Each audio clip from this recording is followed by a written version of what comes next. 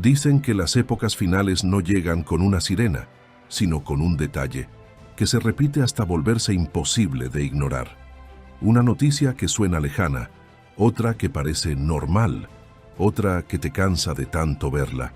Y sin darte cuenta, el mundo cambia debajo de tus pies. Lo inquietante no es que todo esté pasando, sino que ya casi nadie se sorprende. Hace más de 2500 años, un hombre escribió sobre un tiempo en el que la humanidad se movería como nunca y en el que el conocimiento se multiplicaría a una velocidad inhumana.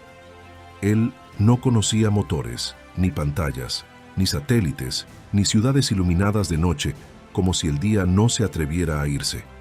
Aún así, lo describió con una frase tan sencilla que duele de lo directa. Muchos correrán de aquí para allá, y la ciencia se aumentará. Daniel no estaba diciendo que el libro se guardara en un cajón para siempre. Estaba diciendo algo más desconcertante, que habría generaciones capaces de leerlo, pero no de entenderlo, hasta que empezaran a verlo cumplirse. Y cuando uno mira alrededor, esa idea deja de sentirse como poesía y empieza a sentirse como espejo.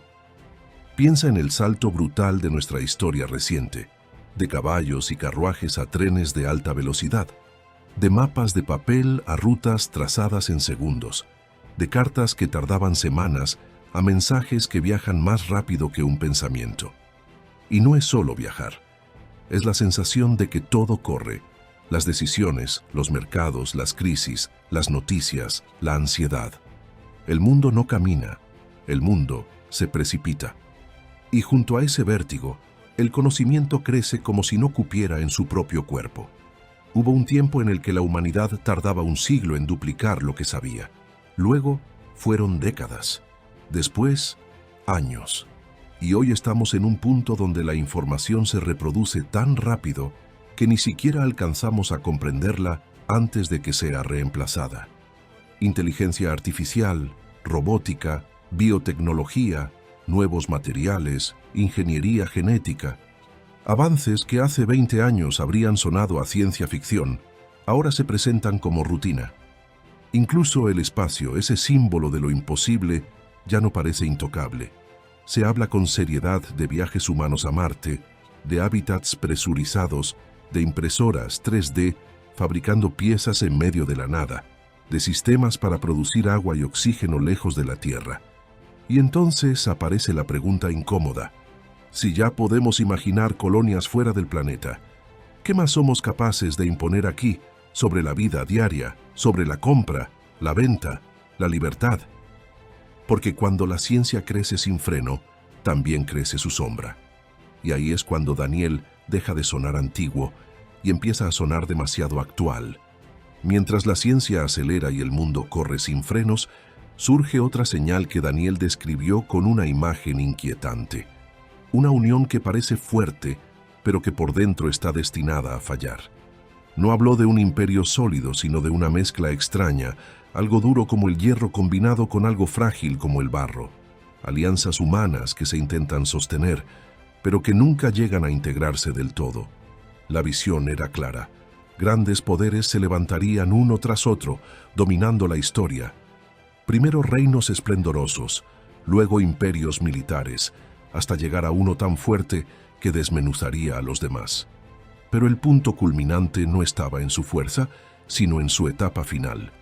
Allí donde el poder ya no es compacto, sino fragmentado, donde la estabilidad se busca a través de pactos, tratados y acuerdos, pero la unidad real nunca se alcanza.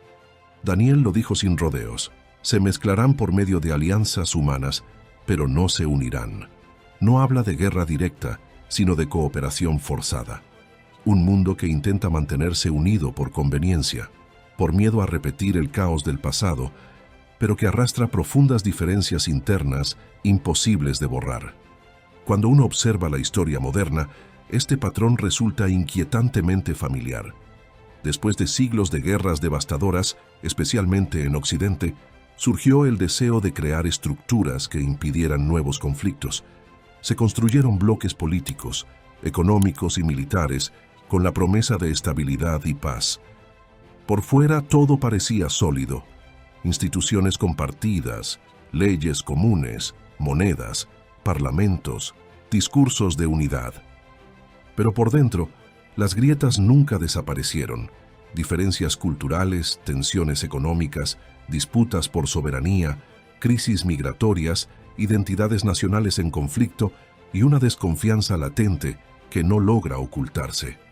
Países que se unen por necesidad, pero que no piensan igual, no sienten igual y no caminan en la misma dirección. Hierro y barro intentando sostener el mismo peso. Daniel no presenta esto como un accidente histórico, sino como el escenario previo al desenlace. Un mundo donde los seres humanos buscan desesperadamente una unidad política global, pero sin la capacidad real de lograrla. Todo funciona hasta que deja de funcionar. Todo parece firme hasta que se pisa el punto equivocado. Y es ahí donde la profecía da un giro decisivo, porque no termina con alianzas rotas ni con sistemas fallidos.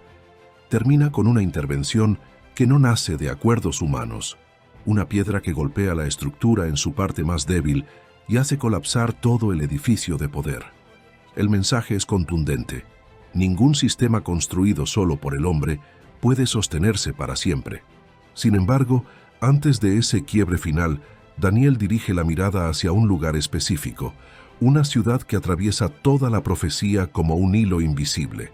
No es Roma, no es Europa, es Jerusalén, y lo que ocurre allí no es un detalle más, es el centro de todo lo que viene después. Jerusalén no es solo una ciudad antigua, es un punto de tensión permanente, una herida abierta en la historia. Daniel la coloca en el centro del escenario final por una razón clara. Todo lo que resta por cumplirse gira alrededor de ella y de un pueblo que, contra toda lógica humana, volvió a existir cuando ya había sido dado por muerto. Durante casi 2000 años, Israel desapareció del mapa como nación. Fue expulsado, dispersado, su templo destruido, su idioma relegado al pasado. Para muchos, ese era el final definitivo. Sin embargo, Daniel describe el tiempo del fin como si Israel estuviera activo, con tierra, con ciudad, con conflictos y con un papel central en los eventos decisivos.